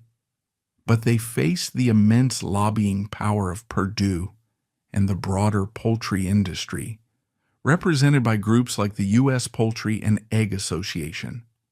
Progress was slow and incremental. The combined effect of Perdue's anti-union warfare in its factories and its ironclad control over its contract farmers created a system of unparalleled efficiency and cost control. It allowed the company to produce chicken at a price point that reshaped the American diet, making chicken the most consumed meat in the country. But that efficiency came at a profound human cost. It was built on suppressing the wages and bargaining power of its factory workers, often trapping vulnerable immigrants in dangerous, low-paying jobs. And it was built on transforming independent American farmers into heavily indebted, fearful contractors, stripped of their autonomy and forced to compete in a rigged game. The quiet power of the Perdue dynasty was, in reality, the power to silence dissent and dictate terms, ensuring that the relentless machine producing cheap chicken never stopped. A quiet family or a meat racket. Unlike the operatic sagas of dynasties like the Rockefellers, the Hearsts, or even the relatively obscure Bancrofts, the Perdue family history is marked by a conspicuous absence of public scandal. There are no lurid divorces splashed across tabloids, no bitter inheritance battles played out in open court, no rebellious heirs denouncing the family business. For 3 generations, the Perdues have maintained an almost monastic level of privacy, adhering rigidly to the quiet power culture established by the founder, Arthur W. Perdue. This intense insularity, however, is not a sign of internal harmony. Rather, it is the deliberate cultivation of an impenetrable facade, a shield that protects the family from scrutiny, while allowing them to perfect and perpetuate a business model that critics describe as one of the most sophisticated and exploitative systems of control in modern American agriculture, the meat racket. The architect of this system, and the man whose personality still looms large over the company, was Frank Perdue. The folksy, awkward man on the television commercials, the one who promised tenderness, was only one facet of a complex and reportedly ruthless individual. Frank inherited his father Arthur's work ethic and obsession with quality, but he lacked Arthur's inherent caution and perhaps his moral compass. Frank was driven by an ambition that bordered on the Napoleonic. He saw the chicken business not just as a way to make a living, but as a war to be won, a market to be conquered. His famous slogan, "It takes a tough man to make a tender chicken," was, according to those who worked closely with him, the literal truth. He was notoriously demanding, a micromanager who obsessed over every detail, from the color of the chicken's skin to the font on the packaging. He pushed his employees relentlessly, fostering a high-pressure corporate culture where meeting production quotas was paramount. His toughness was not just a marketing ploy, it was his management philosophy. A 2006 biography, while not a scandalous exposé, hinted at the personal demons that fueled this drive. It touched upon allegations of heavy drinking and a demanding, sometimes abrasive, personal style. While Frank maintained a carefully controlled public image, reports suggested a man who could be charming one moment and explosive the next. This intensity, while driving the company's phenomenal growth, also shaped its less savory aspects. His hardline anti-union stance, his willingness to aggressively exploit right-to-work laws, and his implementation of the psychologically brutal tournament system for farmers were all reflections of this tough man ethos. He believed in total control, and he achieved it through a combination of brilliant marketing and relentless pressure. Frank Perdue died in 2005 from lung cancer, leaving behind an $8 billion empire and a complex legacy. He had transformed American eating habits, built a beloved national brand, and amassed a staggering fortune. But he had also perfected a system that relied on squeezing profits from animals, workers, and farmers alike. His son, Jim Perdue, who took over as chairman in 1991, represented a stark generational shift. Where Frank was the gruff, self-made industrialist, Jim was the polished, educated corporate leader. He held a PhD in marine biology, a background that seemed utterly incongruous with the gritty realities of the poultry business. Jim lacked his father's abrasive charisma and his instinct for the jugular. He was quieter, more analytical, more comfortable in the boardroom than on the factory floor or the farm. This shift in leadership style initially led some observers to wonder if the company's culture would change. Would Jim Perdue, the scientist, soften his father's tough edges? Would he address the growing criticisms about animal welfare, worker safety, and farmer exploitation? The answer, it turned out, was both yes and no. Jim Perdue proved to be just as shrewd a businessman as his father, but his methods were different. He understood that the market was changing. He recognized the threat posed by the animal welfare movement and the growing consumer demand for clean food. His masterstroke was the No Antibiotics Ever initiative. This was not just a minor product tweak. It was a fundamental re-engineering of the entire Perdue supply chain, a massive gamble that positioned the company as an industry leader in response to public health concerns. Jim also understood the power of public relations in a way his father perhaps hadn't. Faced with the damaging undercover videos and lawsuits of the 2010s, Jim didn't just deny, he engaged. He implemented the highly publicized commitments to animal care. He opened the farms to tours. He even initiated dialogue with activist groups like Mercy for Animals. This was a sophisticated strategy of reputation management. He aimed to neutralize criticism by adopting the language of his critics, presenting Perdue not as a defensive corporate behemoth, but as a transparent, evolving, and responsible leader. The Perdue Foundation, the family's philanthropic arm, became a key part of this strategy.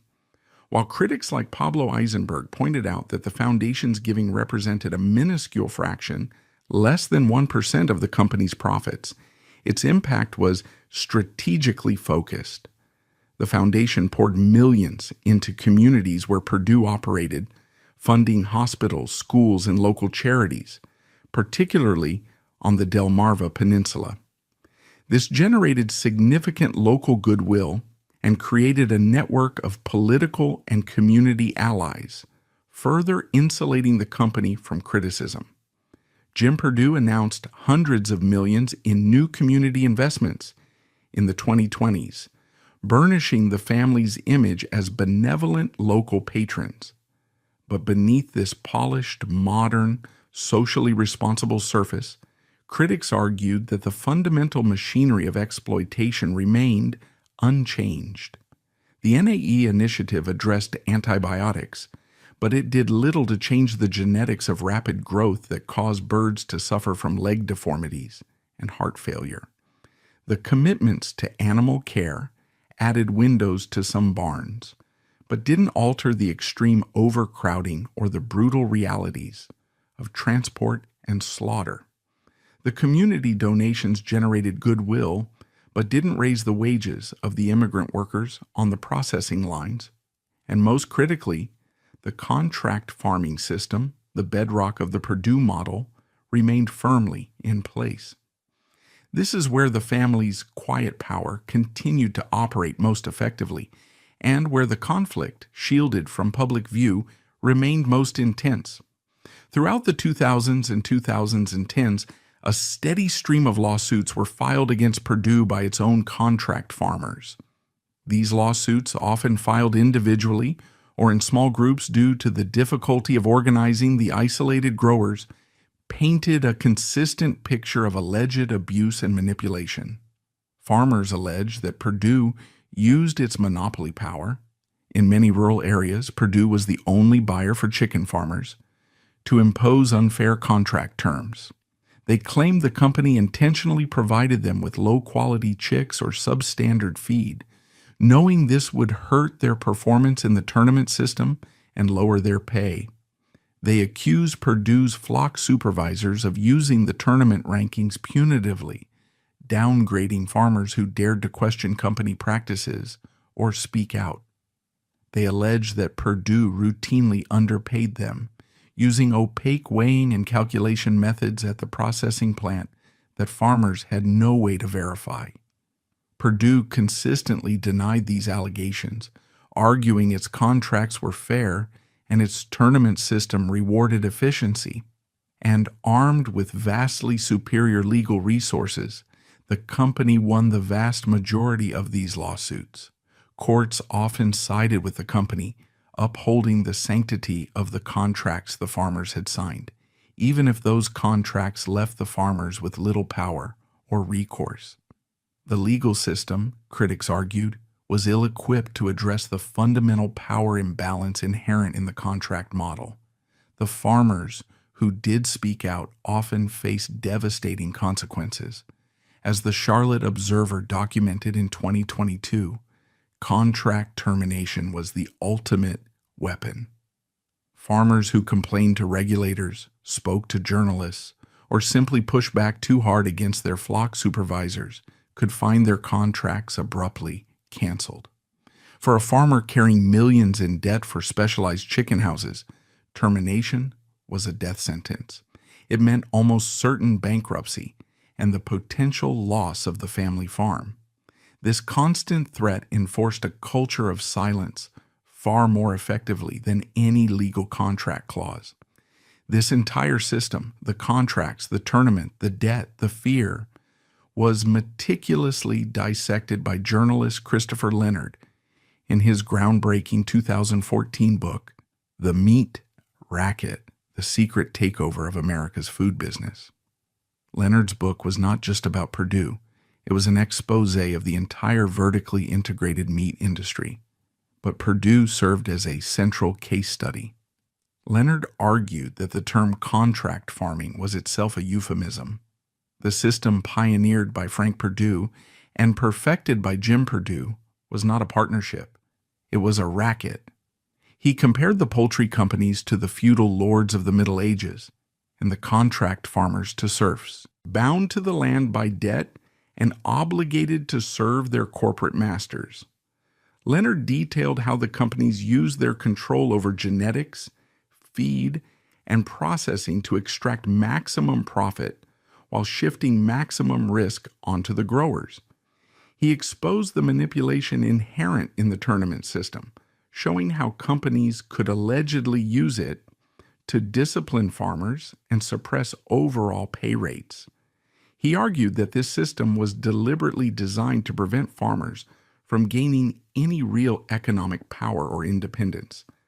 They were kept in a state of perpetual debt and dependence, ensuring a cheap, compliant source of chickens for the processing plants. The meat racket provided a powerful counter-narrative to Perdue's carefully crafted public image. It argued that the company's success was not just due to marketing or efficiency, but to the ruthless exploitation of the very farmers who formed the base of its supply chain. The book resonated deeply within agricultural communities and among food system reformers, providing a framework for understanding the hidden costs embedded in the price of cheap chicken. The Perdue family's response to Leonard's critique and to the ongoing complaints from farmers followed their established pattern: public silence combined with behind-the-scenes legal and political maneuvering. Jim Perdue rarely addressed the criticisms directly. The company continued to defend its contract system as fair and efficient. They pointed to the fact that thousands of farmers chose to sign contracts with Perdue as evidence of the system's viability. They highlighted the economic benefits the company brought to rural communities. Informal groups like Protect the Farmers continued to emerge, attempting to organize growers and provide a platform for their grievances. They accused Perdue of using its quiet power, its local political influence, its strategic philanthropy, its army of lawyers to systematically silence dissent and maintain its iron grip on the growers. But organizing farmers proved incredibly difficult. They were geographically dispersed, financially vulnerable, and deeply fearful of retaliation. Unlike factory workers gathered under one roof, the contract farmers remained largely isolated, making collective action almost impossible. The intense privacy of the Perdue family itself served as another layer of defense. Because there were no public family scandals, no internal power struggles spilling into the press, the focus remained solely on the company's actions. The family members, Jim Perdue, his children who were beginning to enter the business, and other relatives, remained largely invisible, shielded from direct public criticism. They were the beneficiaries of the racket, but they maintained a plausible deniability, allowing the corporate structure and its executives to absorb the negative attention. This combination, a ruthlessly efficient and exploitative business model, a sophisticated public relations apparatus, intense family privacy, and the aggressive suppression of worker and farmer dissent, formed the core of the Perdue dynasty's enduring power. It was a system built not just on raising chickens, but on controlling information, managing perception, and ensuring that the true costs of their $8 billion empire remained largely hidden from the consumers who bought their products. What is the true price of cheap chicken? The Perdue dynasty operates differently from the flamboyant empires of oil barons or media moguls. Theirs is not a power built on skyscrapers, headlines, or political office. It is a quieter, more granular, and perhaps more pervasive form of control, rooted in the soil of the Delmarva Peninsula and woven into the very fabric of America's food system. While critics have occasionally hurled sensational accusations, even alleging ties to organized crime, the true nature of Perdue's influence is less cinematic, but arguably more significant. It's a power derived from market dominance, political savvy, and the relentless systemic control over every link in the chain that brings chicken from the egg to the dinner table. This quiet power has allowed the family to shape regulations, suppress dissent, and build an $8 billion empire, largely shielded from the intense public scrutiny faced by more visible corporate giants. The most extreme and least substantiated allegations against the family surfaced during the height of PETA's confrontational campaigns against Frank Perdue in the 1980s. Facing a notoriously tough and unyielding opponent, PETA activists deployed aggressive tactics, including accusations that went beyond animal cruelty. Citing unnamed sources and internal rumors, PETA alleged that Frank Perdue had connections to New York organized crime figures, suggesting he had potentially used mob-affiliated unions or consultants to violently break strikes or intimidate critics. These explosive claims, linking the tough man of chicken to the actual mafia, generated headlines, but ultimately lacked concrete proof. No formal investigations or indictments ever materialized to support the allegations. While the mafia connection remains in the realm of unproven conspiracy theory, it speaks to the perception of ruthlessness that Frank Perdue cultivated. His documented anti-union activities, his hard-nosed business tactics, and his sheer dominance over the Delmarva region created an aura of untouchability. Whether or not he actually colluded with mobsters, the idea that he was plausible enough to serve as a potent weapon for his critics, painting him not just as a tough businessman, but as a potentially dangerous figure operating outside the bounds of ethical conduct. The family's actual demonstrable power operates through more conventional, though no less effective channels. Perdue Farms is a major political force, particularly at the state and local levels in the regions where it operates. Their lobbying expenditures, while perhaps modest compared to giants like ExxonMobil or Amazon, are strategically deployed and highly effective. Data compiled by organizations like Open Secrets consistently show Perdue spending hundreds of thousands of dollars each year on federal lobbying, targeting legislation related to agriculture, labor law, environmental regulations, and international trade, but their real clout lies closer to home. In states like Maryland, Delaware, Virginia, and North Carolina, Perdue is not just a company, it is an economic cornerstone. The thousands of jobs in their processing plants, the contracts with thousands of farmers, and the vast network of suppliers create an immense political gravity. Legislators in Annapolis, Dover, Raleigh, and Richmond are acutely aware of Perdue's economic footprint. The company and its executives are major donors to political campaigns, cultivating relationships with governors, state senators, and local officials. This influence translates into tangible policy outcomes. Perdue has been a key player in lobbying against stricter environmental regulations on the Chesapeake Bay watershed, where poultry farm runoff is a major source of pollution. They have fought successfully to maintain the right-to-work laws that cripple unions in the South, and they have consistently lobbied against measures that would give contract farmers more bargaining power or protect them from arbitrary contract termination. This political influence is amplified through powerful industry associations. Perdue is a dominant force within the U.S. Poultry and Egg Association and the National Chicken Council. These trade groups function as the industry's collective lobbying arm in Washington, D.C. They spend millions annually fighting regulations that could increase costs or impose stricter standards, particularly concerning animal welfare and worker safety. The decades-long battle over animal welfare standards is a prime example of this influence in action. When animal rights groups began pushing for federal legislation mandating more humane treatment, such as minimum space requirements, access to enrichments, or stricter slaughter protocols, the USPEA and NCC, with Perdue as a key member, mounted a massive counteroffensive. They argued that such regulations were unnecessary, scientifically unsound, and would drive up the cost of chicken, hurting consumers.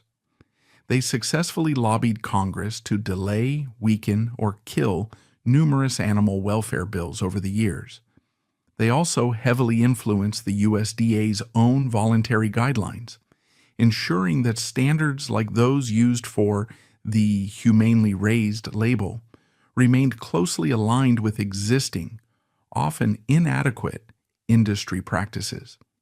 This quiet, persistent lobbying war, waged largely behind the scenes in Washington, was far more effective at protecting Perdue's interests than any public relations campaign.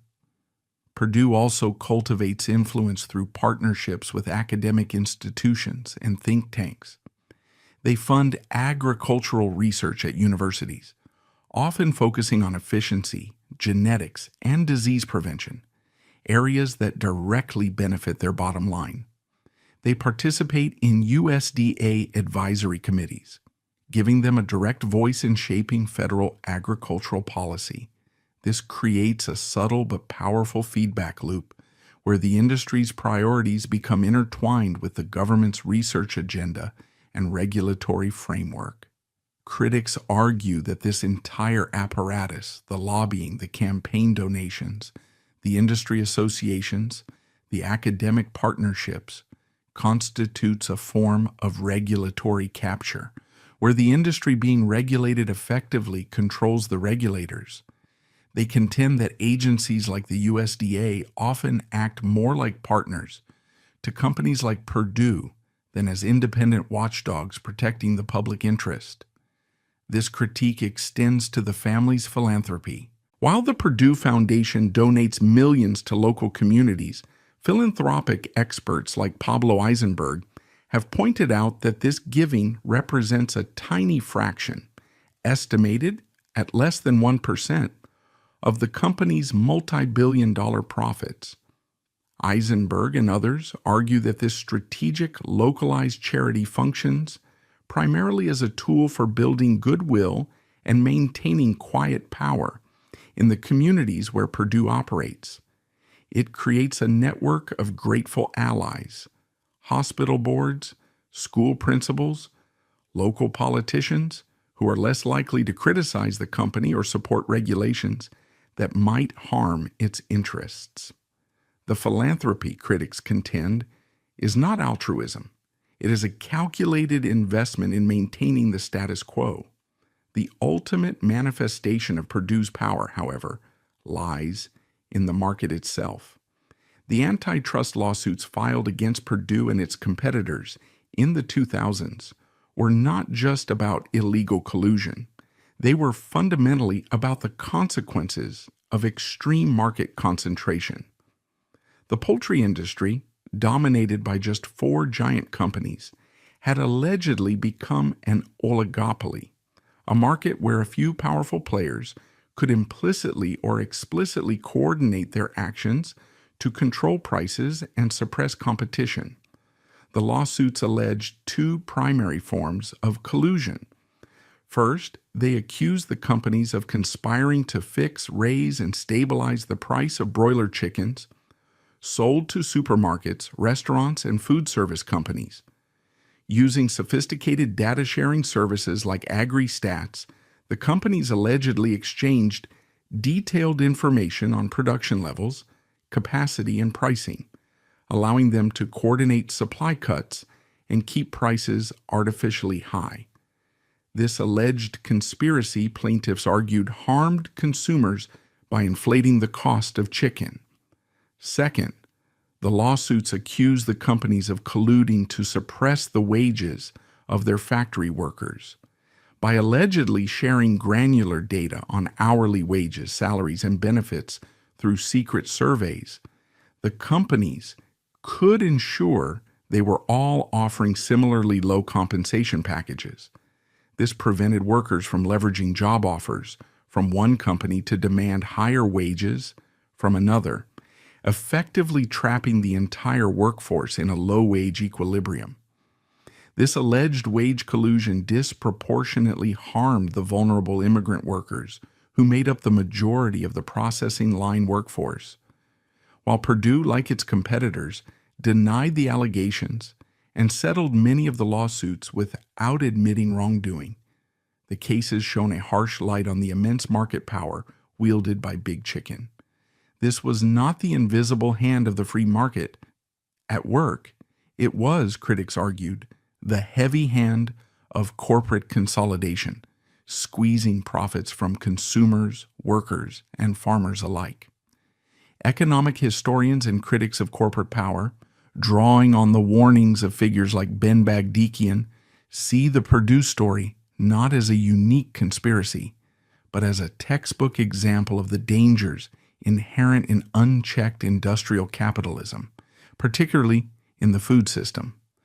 The relentless drive for efficiency, vertical integration, and market share, they argue, inevitably leads to consolidation.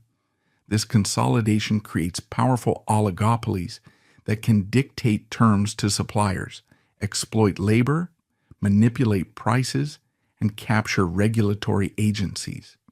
In this view, the Perdue's Arthur, Frank, and Jim were not necessarily evil geniuses plotting world domination. They were simply exceptionally successful practitioners of a ruthless business model, a model that prioritized shareholder value and market control above all else. The animal cruelty, the worker exploitation, the farmer bankruptcies, and the environmental degradation were not unfortunate side effects. They were, critics contend, the predictable and necessary outcomes of that model. They were the hidden costs baked into the artificially low price of industrial chicken. The question facing the Perdue dynasty today is whether this model is sustainable. The 2024 settlement with the Department of Labor over child labor violations, which resulted in significant fines, part of a $3.8 million multi-company agreement, and mandated third-party audits, suggests that regulatory scrutiny is increasing. Ongoing lawsuits from farmers challenging the contract system indicate that grower discontent remains high. Consumer awareness of animal welfare issues, while perhaps slow to translate into mass purchasing changes, continues to grow, fueled by the relentless work of activist groups armed with cameras. Jim Perdue and the fourth generation now entering the business face a strategic crossroads. They can continue the quiet power strategy of their ancestors, relying on lobbying, public relations, and legal maneuvering to defend the status quo. Or they can choose a path of genuine transformation, fundamentally altering the company's relationship with its animals, its workers, and its farmers, even if it means sacrificing some measure of control and potentially raising the price of their product. The final verdict on the Perdue dynasty is still being written. They are not global conspirators in the mold of a fictional shadow government. Their power is more tangible, rooted in the specific economics and politics of American agriculture. But it is no less significant for being localized. Through 3 generations of relentless focus, the Perdue family built a machine that feeds millions, employs thousands, and generates billions. They achieved the American dream on an industrial scale. But the enduring legacy of that achievement is inseparable from the costs it imposed: the suffering of animals, the exploitation of workers, the crushing of farmers, and the consolidation of a quiet, pervasive power over a fundamental part of the nation's food supply. The story of Perdue is ultimately the story of the true price of cheap chicken.